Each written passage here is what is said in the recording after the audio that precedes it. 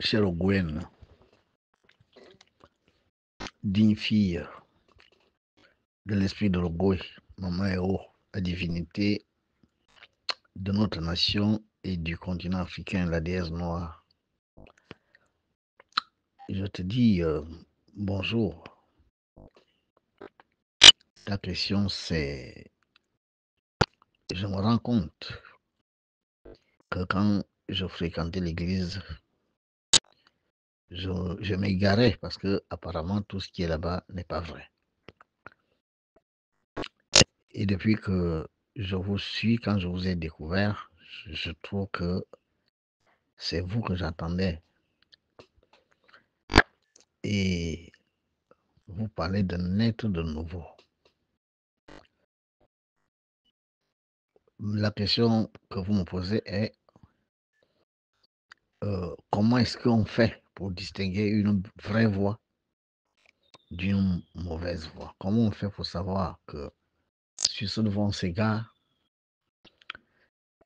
et que sur cette voie on est sur le bon chemin?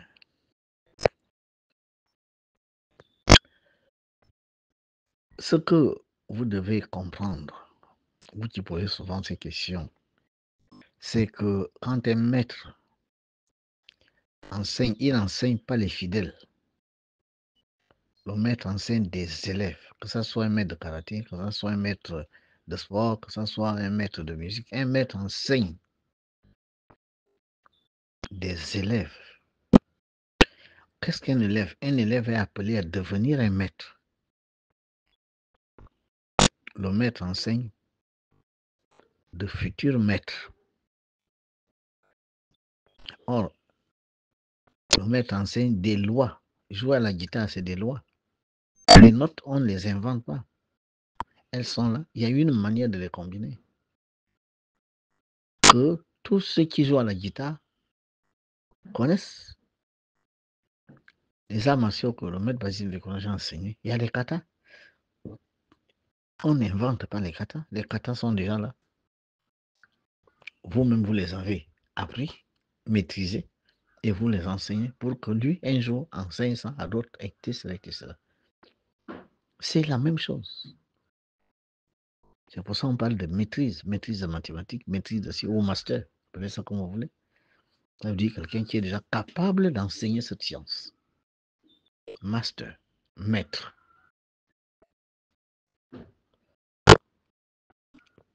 Alors, avant d'arriver à chercher un maître, vous allez d'abord chercher un pasteur ou un prêtre. Parce que votre esprit n'est pas prêt. C'est pour ça que Yeshua enseignait les foules. Il se mettait quelque part, il enseignait les foules.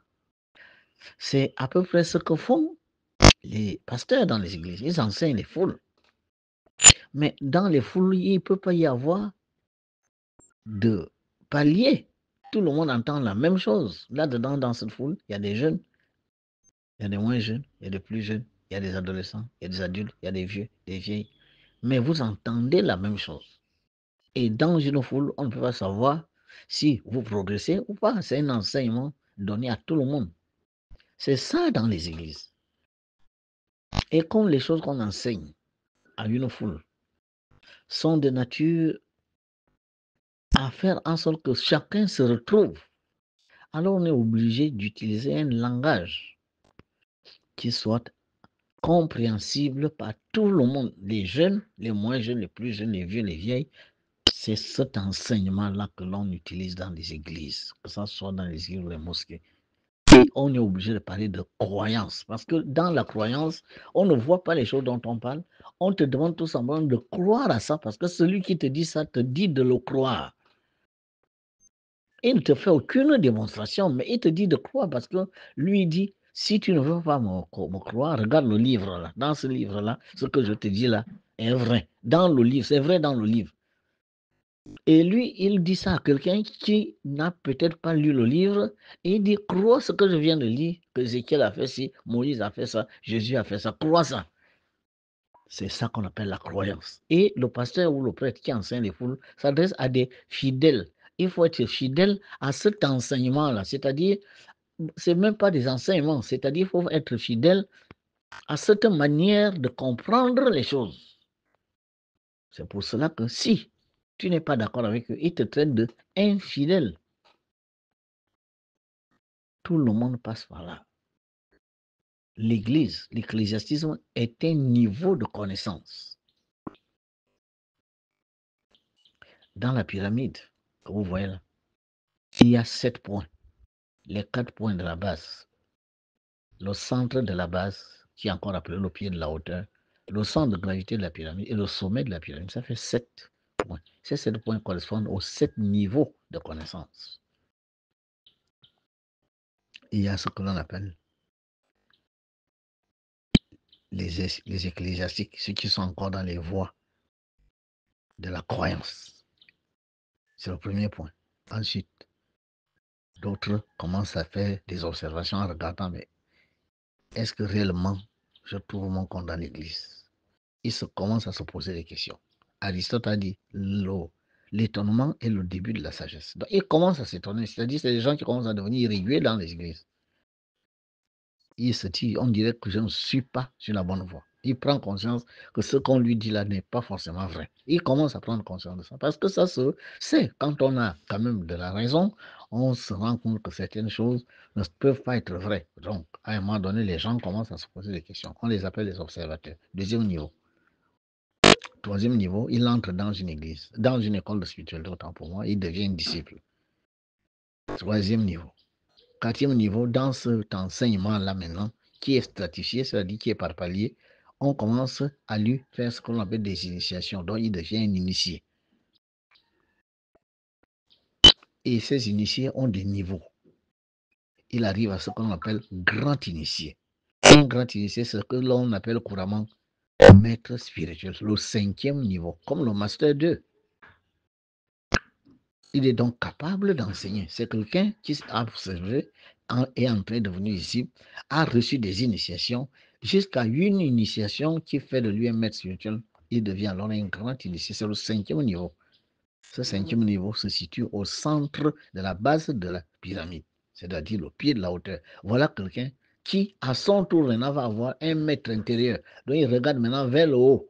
Et un grand initié n'est plus enseigné par des humains.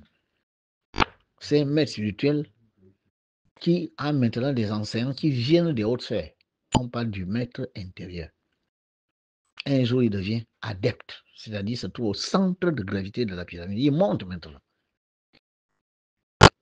Après l'adeptat, quand il continue de recevoir des enseignements de son maître intérieur, qui l'amène au firmament, il se retrouve au sommet de la pyramide. On parle de Seigneur. Et ceux qui atteignent ce niveau sont dans la 5e sphère de notre terre. On parle du plan haut mental ou le plan spirituel de la terre.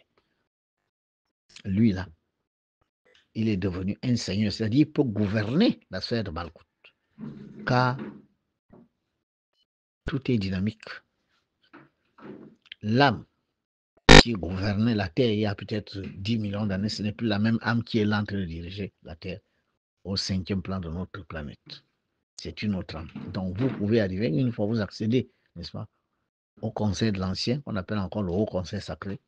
Tout ou tard, vous finissez par quitter et d'autres vous remplacent. Vous continuez votre évolution dans les cieux, mais d'autres vous remplacent, ils viennent prendre, n'est-ce pas, la responsabilité que vous aviez, c'est-à-dire Seigneur de Malkout. Le Seigneur de Malkout, c'est-à-dire vous êtes arrivé à un stade où vous êtes au sommet de la connaissance en ce qui est des lois de la terre. Voilà. Donc, à chacun son niveau. La vraie voie, comment la reconnaître? Mais la loi qui vous apprend à vous connaître vous-même d'abord et à connaître les lois de l'univers, c'est ça la vraie voie.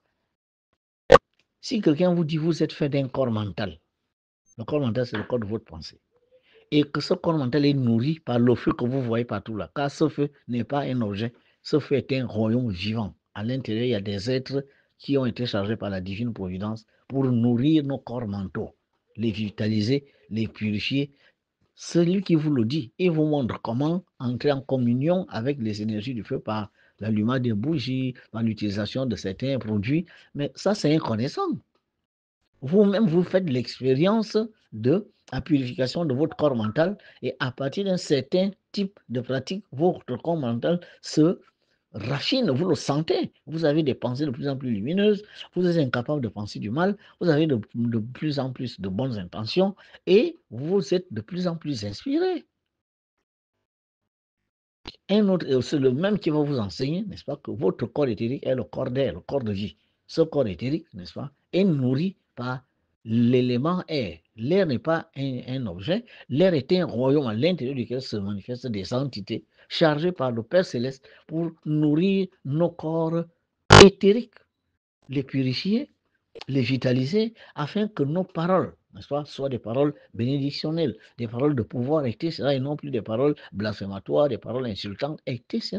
Si quelqu'un vous enseigne ça, il vous enseigne vous-même et comment entrer en communion avec les énergies divines qui se manifestent dans votre vie. C'est ça qu'on appelle la connaissance. Ce n'est pas il ne vous demande pas de croire, il vous enseigne comment utiliser, n'est-ce pas, les énergies de l'élément air pour purifier ou tonifier votre corps éthérique. Ensuite, il prend l'eau. Il vous dit l'eau là. À l'intérieur, il y a des êtres qui s'appellent des ondines. Ces ondines sont chargées par le Père Céleste à travers les différentes hiérarchies, y compris la divinité de votre nation, pour purifier, tonifier votre corps astral.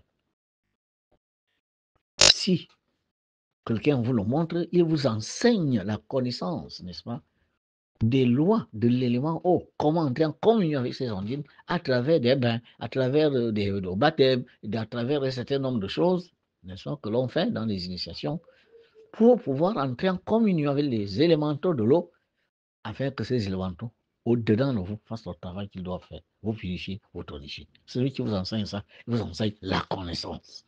On ne croit pas à ça, on sait ça. L'élémentaire, la même chose. Et il y a dans la terre des entités qu'on appelle les lions. C'est un royaume, c'est pas une chose. La terre n'est pas une chose. Je vous ai toujours dit, un objet ne donne pas la vie. La terre nous donne la vie. Tout pousse de la terre. Nous, même si on est en vie, c'est grâce à la terre. La terre est vivante. La terre est vivante, l'air est vivant, le feu est vivant, l'eau est vivante, tout est vivant. Ce sont des forces cosmiques qui nous ont créés. Elles sont seulement densifiées au niveau de notre terre. Ce sont des royaumes habités par des entités qu'on appelle les entités élémentaires. Que quelqu'un vous apprend comment entrer en communion avec les gnomes pour que les gnomes viennent bâtir votre corps physique, viennent vous permettre, n'est-ce pas, de posséder des biens matériels nécessaires, de réussir, n'est-ce pas, vos plans, vos projets sur le plan physique. Celui-là, il vous apprend la connaissance, il ne vous apprend pas la croyance. Car les gnomes ont été chargés par le Père Céleste pour bâtir nos corps physiques, purifier nos corps physiques, afin que nos actions ne soient pas des actions qui causent du dommage à nous-mêmes et à d'autres. Et il faudrait que pour que vous fassiez ce travail, que votre conscience soit en harmonie avec la conscience Christ, cette lumière qui nous vient du soleil, celui qui vous enseigne à être un avec Christ, ce que vous appelez le Saint-Esprit. Il ne vous enseigne pas la croyance en Christ, il vous enseigne la connaissance de ce qu'est Christ, la communion avec lui. Vous voyez bien que dans les écoles de mystère, voilà ce qu'on enseigne. Alors vous, en voyant ça, naturellement, vous allez sentir que ça, c'est la connaissance. C'est la bonne voie, la voie qui vous conduit à la connaissance de ce que l'on appelle Dieu. Dieu est justement ce feu, cette terre, cette eau, cette terre et cette lumière qui vient du soleil, votre conscience. Mais voilà, ça, c'est la voie de la connaissance.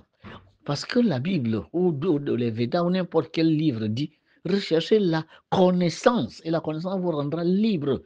Bon, si l'Église ne vous enseigne pas la connaissance, vous demande de faire de la croyance, mais vous comprenez que ce n'est pas une bonne voie. Mais parce que nulle part, y compris dans leur propre livre, il n'est écrit que vous devez croire en Dieu. Il est dit, vous devez rechercher la connaissance des lois divines à être en harmonie avec elles. WhatsApp, message de Aline Ndong. Donc, à un moment donné, pour reconnaître la bonne voie, mais cherchez la voie qui vous fait connaître.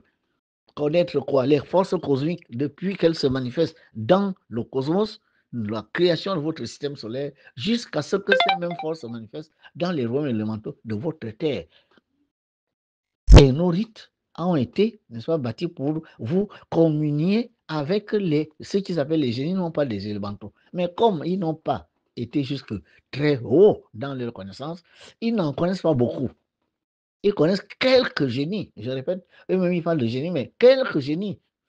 Et ils ne savent pas si les génies qu'ils connaissent sont des souverains ou bien des génies élémentaires, des génies de bas étage. Et c'est ce savoir-là qu'il leur faut rechercher. C'est pour ça qu'il y a l'égoïsme. L'égoïsme vous apprend ça, à distinguer, n'est-ce pas, un bon génie d'un mauvais génie, un petit génie d'un grand génie.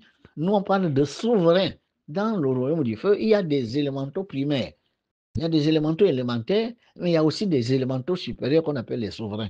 Mais cette classification ne peut être faite que par quelqu'un qui a été initié à un très haut niveau, c'est-à-dire un grand initié dans les sciences mystico-spirituelles, dans des obédiences sérieuses comme l'essénisme, dont je suis le maître. Voilà. Donc, ma chère Ogoyenne, avec le maître Basile Mbekouno, vous allez vous connaître vous-même. Et vous allez connaître ce que l'on appelle couramment Dieu. Parce que Dieu n'est pas assis quelque part. Dieu s'appelle Yodé Shinvo Yeshua. Ça veut dire qu'il est l'électricité ou le feu. C'est-à-dire votre corps mental, n'est-ce pas, se nourrit de cette électricité, de ce feu pour pouvoir vivre. Dieu est souffle de vie ou air. Vous avez besoin de cette air pour vivre. Dieu est magnétisme ou eau. Vous avez besoin de l'eau, de ce magnétisme pour vivre. Dieu est matière cosmique ou terre. Vous avez besoin de votre corps physique pour réaliser des actions. Dieu est Chine, Saint-Esprit ou lumière. Vous avez besoin de cette lumière pour illuminer votre conscience. Mais quand vous êtes capable de faire ça, à travers des rituels, à travers des pratiques, ben vous êtes quelqu'un qui cherche la connaissance de Dieu et non la croyance. On n'a pas besoin de croire en l'électricité, sous de vie, magnétisme, matière. On n'a pas besoin de croire en la lumière. On doit chercher les lois de ces 5 forces cosmiques. Voilà de quoi il s'agit. Et il n'y a que dans une école de mystère sérieuse où vous avez un maître initié à un haut niveau qui peut vous donner de tels enseignements, de telle sorte que par des élévations, n'est-ce pas, successives, vous finissez par atteindre le sommet de la pyramide. Voilà pourquoi on parle d'initiation. Dans les églises, il n'y a pas d'initiation. Tout le monde a le même niveau. Parce que ce n'est pas un enseignement, c'est un dogme. Là-bas, c'est des fidèles à un dogme et non des élèves à un enseignement qui doivent devenir plus tard des maîtres. Voilà la différence. Bon, si vous sentez que vous êtes attiré encore par les églises, c'est que votre conscience est encore basse. C'est un niveau de conscience. Nous sommes 8 milliards sur Terre, on n'a pas le même niveau de conscience. Parce que chacun de nous n'a pas le même nombre de réincarnations sur la Terre en tant qu'humain. Il y a des gens qui sont venus 5 fois, d'autres sont venus 25 fois, d'autres sont venus 40 fois, il y a même qui sont pour la 60e fois. Et il y a même là-dedans des gens qui viennent des sphères supérieures qui ne sont pas forcément venus s'humaniser parce qu'ils recherchent à corriger des erreurs. Non, ils sont venus s'humaniser pour fondre dans la masse et aider cette masse à partir du moment où ils sont à l'intérieur. Je préfère vous dire. Et là, je vous le révèle. L'âme de Joseph, je répète, je parle sous le contrôle de grands initiés, qu'après ça, que je vais partager, que quelqu'un vient me dire que vous mentez. L'âme qui s'appelait Joseph, je répète, l'âme, qui s'est appelée Joseph, qui était dans le ventre de Marie et qui a canalisé Christ, est devenu Yeshua le Christ. Cette âme s'est réincarnée en 1962. C'est ça que vous ne savez pas. Je le révèle ici. Je dis, vous savez, l'homme Vekuna connaît beaucoup de choses. Et c'est peut-être ce qui fait que je n'ai pas d'amis. Parce que ce que je révèle là en ce moment, ça va déranger les gens. Mais celui que vous appelez Jésus, son âme s'est réincarnée en 1962.